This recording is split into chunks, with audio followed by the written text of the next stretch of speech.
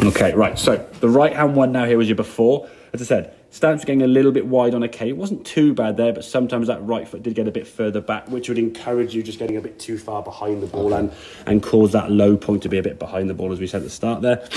Grip pressure, which obviously you can't see, but you can just feel that yourself. If your hands are hurting playing golf, you're gripping it way too tight. You should be able to hit hundreds of balls and not have any aching at all in your hands. Your body might ache a little, your hands should be just nice and loose, nice and soft, so they can kind of function. And part of the reason we were struggling was obviously hitting the ground behind the ball and slicing it. The tighter you grip that golf club, okay, the less control of the face you've got, the more likely is that face going to come back aiming at the right. And then you have to start trying to swing the club, either by rolling your arm, but if your arms are tight, that's not going to really sit too well, or just pull on your back foot. And you'll see this movement here now. We talked about you trying to move into that sort of left side there as you come back down. You shift a little bit, but from here now you're basically moving away from the line, and your right foot doesn't really move.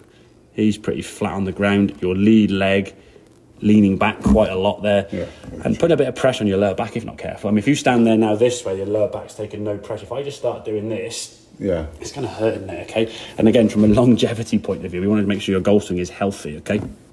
So the feeling really, 3 things at setup we're going to look at. Better posture, as we said, just make sure your back is sort of sticking those hips back, and sort of get so round in the shoulders there. It's not stand up tall, like how you can't reach the golf ball. It's just take your lower back and sort of push those hips back, which will give you a bit more space, okay? And then in terms of the grip pressure being a bit looser, okay? Once you've got that now the feeling now in these practice swings, okay? Once you get to the top of the backswing, is move that hip there. Okay.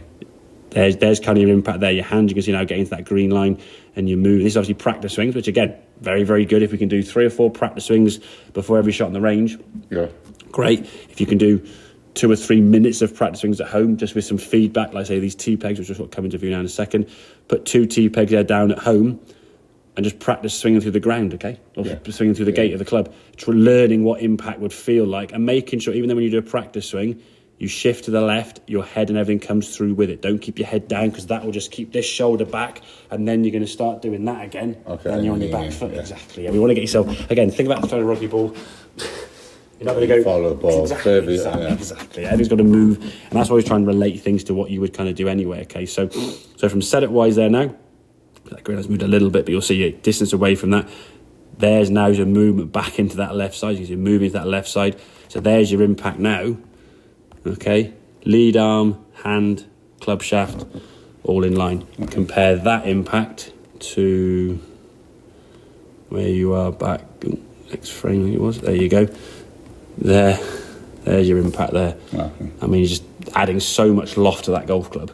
I mean, your 6-iron was coming about 35. It's like a wedge. So you whacked it hard. It got a long way, but it was so high up in the air. Just all over, and with the driver you were losing so much yardage. It was just killing you, okay? And the sort of transfer then through to the left side on this right hand one is minimal. Right foot doesn't move. Transfer this one on this left hand one. It's different golf swing, isn't it? Total difference. And from a physical point of view, that's got less stress on it. That's a lot easier. Not putting so much strain on your knees as well. I know your knees are fine, but obviously there's going to be some things long term. Maybe they might get a bit tweaked if you're putting a lot of pressure on. I mean, just having your knees doing that just hurts the inside of my knee anyway. And then the lower back. If I'm here now, it's just a less pressurised position.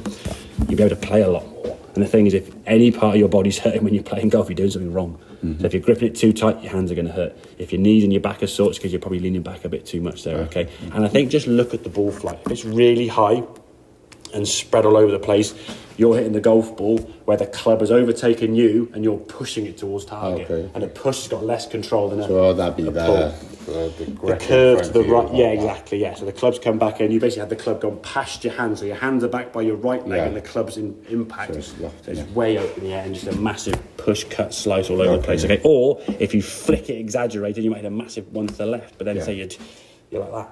So it's just no consistency at all. Okay. So setup wise, to sort of summarise there, okay?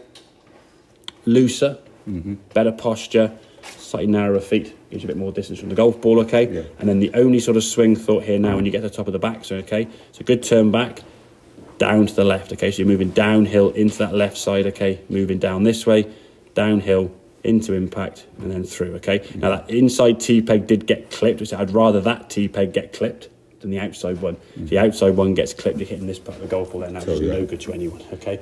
But practice that with the gate there, okay? Just start striking through that, and you don't need feedback then from a golf ball, because if your club's coming through that gate and hitting the ground, and it's not in the 2 tee bags, at least your strike point's going to be pretty good, yeah? Okay, yeah. And again, if you can control that grip with that, control the club with that looser grip, it's going to stand you in good stead. Okay, mate? Yeah. Make sense? Oh, yeah. Good man.